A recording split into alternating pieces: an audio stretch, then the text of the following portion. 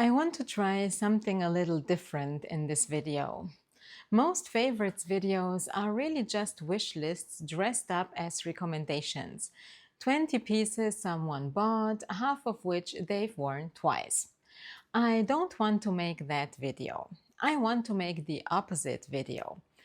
I've been buying from Sézane for years now, across multiple seasons, multiple wardrobes, multiple versions of my life. And when I actually sat down and asked myself an honest question, not what did I like, but what would I buy again? Today, full price, no hesitation. The list came out to exactly 10 pieces. And I think the reason that list is so short is actually more interesting than the pieces themselves. So before I show you what made the cut, I want to talk for a minute about why it's so short, because I think that's the part that will actually change how you shop long after you've forgotten which cardigan I mentioned. So why only 10? Here's the thing nobody tells you about a full closet. It's not the same thing as a good wardrobe. I've had closets stuffed with clothes and still felt like I had nothing to wear. And I've had smaller, more edited wardrobes where I could build an outfit in 90 seconds every single morning. The difference was never quantity. It was whether every piece had actually earned its place. This is the foundation of something I talk about constantly, which I call the elegant wardrobe system. And the piece of it that applies most directly here is what I call the 20-piece formula. The idea is simple. Once you understand what actually makes a piece work, like the fabric, the color, the versatility, whether it plays well with what you already own, you realize you don't need very many pieces at all. You need the right ones. Something like 20 foundational pieces chosen deliberately can generate more outfits than a closet 3 times that size chosen carelessly. That's exactly the lens I used to build today's list. Every single piece I'm about to show you passes what I call the golden rule. Does this make sense with what I already own? And all of them also happen to be exceptional examples of my second pillar, fabric first, which is really just a fancy way of saying the fabric is good enough that it looks expensive from across the room and not just up close. So this isn't a haul. This is 10 pieces out of years of purchases that survived the edit. Let's get into them and let's start with the first piece, which is the cardigan Berry. So first up, Berry. This is a V-neckline cardigan that comes in an enormous range of colors. And I think that's actually the smartest thing about it. Instead of buying it in whatever's trending, you can choose a shade that sits directly inside your signature color palette, which is my third pillar, color strategy. I lean toward the warmer neutrals, but I've seen this cardigan in colors that would suit almost anyone. It's easy to style over almost anything, a simple tee, a silk shirt, even layered over a dress in cooler weather, and it works in every season except the height of summer, which honestly I think is fine. Not every piece needs to be a 12-month piece. This one earns its place the other 9 or 10 months of the year, and that's for me at least more than enough. The second piece is the shirt Max. And this is the piece I'd describe as the quiet workhorse of the entire list. It's basic in the best sense of the word. Not boring, but foundational. There are so many variations of this shirt that you could genuinely build a small wardrobe around just this one silhouette in different colors and fabrics. The fit is excellent, the quality holds up, and it can be styled dressed up under a blazer, dressed down with jeans, tucked, untucked, layered. This is fabric first and the golden rule working together perfectly. Because the cut is so clean and the fabric so reliable, this shirt talks to almost everything else in my closet. It doesn't demand attention. It just quietly makes everything around it look more put together. My third piece or pieces are the clothes shirts. This is where I actually have some repeat purchases to prove my point because all of them are so great.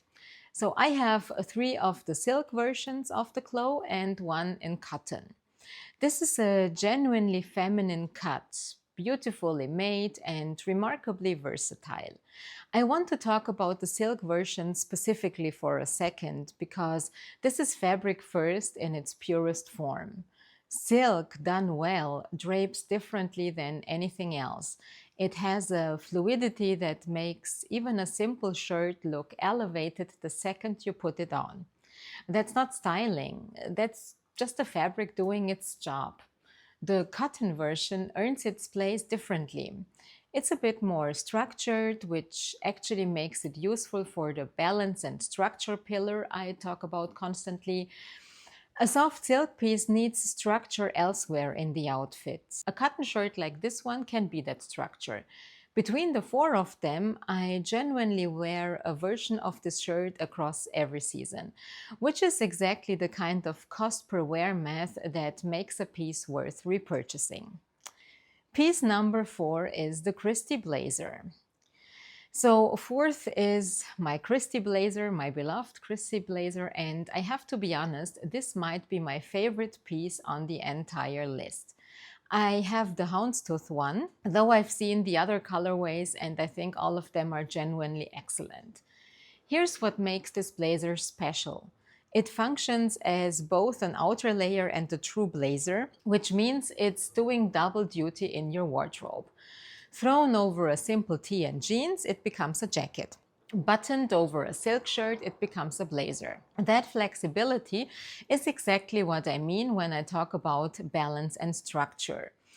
This piece is on its own a built-in structural element that you can add to almost any soft or simple outfit to instantly elevate it. I got so much wear out of this last fall and winter that I'm genuinely looking forward to next season just to wear it again, which might be the single best endorsement I can give any piece of clothing. When a jacket makes you excited for a season to start, that's not styling, that's just a great piece. Number five is the Marinière cardigan Anaïs. So fifth is the Marinière cardigan. In my case, it's the Anaïs. This one has long sleeves, but a genuinely breezy knit, which means, and this surprised me the first time I tried it, I actually wear it in summer too, not just in spring or in autumn. It's such a classic, simple, quintessentially French staple, and I think that quiet simplicity is exactly why it elevates a wardrobe rather than just adding to it. Now, this is the 20-piece formula in action again. A piece like this doesn't need to be flashy to earn its place. It needs to work across seasons, sit inside your color story, and layer easily. And this one checks every box. Piece number six is the sweater Jason. A classy, simple, 100% wool sweater. I have mine in a light neutral tone and I'm seriously considering the navy for next fall. This is fabric first and color strategy meeting in one piece. 100% wool means it holds its shape, resists pilling far better than a wool blend, and drapes with a bit of weight that instantly reads as higher quality. And choosing it in a light neutral means it sits directly inside my signature palette rather than fighting with anything else I own. This is exactly the kind of piece I mean when I say a wardrobe needs staples that don't demand attention, but somehow elevate everything around them. Number seven is the Meliora suede skirt. And unfortunately, this one is sold out right now. So I link a similar option in the description box if you want something comparable. This piece is a genuinely perfect example of what I call cross-season versatility, one of the underrated markers of a truly elegant wardrobe piece. I wore this skirt through fall, then winter, and I was still reaching for it in spring. That's not luck. That's a piece with the right weight of fabric and a neutral enough tone that it never felt seasonal in the first place. It just felt right. Suede specifically has that quality of looking elevated without looking dressy, which makes it one of the easiest ways to instantly upgrade a casual outfit. Piece number 8 is the Le Crop jeans. I have the dark wash denim, which is also sadly sold out at the moment, though the white, black, and lighter denim versions are all excellent alternatives if you're shopping right now. These are comfortable, yes, but they don't sacrifice a clean, elevated silhouette to get there, which is exactly the balance I look for in denim. A lot of comfortable jeans achieve that comfort by getting a little too casual, a little too relaxed everywhere. This cut manages to stay polished, a true staple that works with nearly everything else on this list, from the close shirts to the Christie blazer. And piece number 9 are the Serena sling bags. And these genuinely surprised me, I must say. Better than I expected going in. I have them in the honey shade, which, I'll be honest, isn't a perfect nude match for my exact skin tone, but they still elevate every outfit I pair them with, which tells you something important. Shoes don't need to be a precise nude match to function as a neutral. They need to be the right tone family and the right quality.